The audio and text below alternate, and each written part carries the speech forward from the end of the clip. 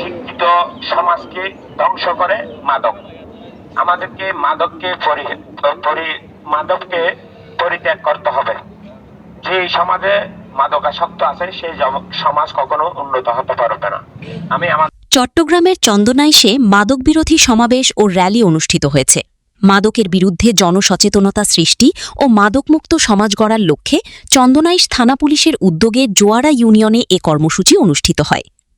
শনিবার বিকেলে মাদককে না বলুন প্রতিপাদ্যকে সামনে রেখে চট্টগ্রাম কক্সবাজার মহাসড়কের জোয়ারা ইউনিয়নের অস্থায়ী কার্যালয় এলাকা থেকে র্যালি শুরু হয়ে বিভিন্ন সড়ক প্রদক্ষিণ করে। পরে অনুষ্ঠিত সমাবেশে প্রধান অতিথির বক্তব্য দেন চন্দনাইশ থানার ওসি তদন্ত মোহাম্মদ লিটন মিয়া। জোয়ারা ইউনিয়ন পরিষদের ভারপ্রাপ্ত চেয়ারম্যান রহিমা বেগমের সভাপতিত্বে এবং থানার সেকেন্ড অফিসার শাহিন আলমের সঞ্চালনায় এতে স্থানীয় জনপ্রতিনিধি, রাজনৈতিক নেতৃবৃন্দ, শিক্ষার্থী, অভিভাবক, সাংবাদিক সহ বিভিন্ন শ্রেণীপেশার মানুষ অংশ নেন।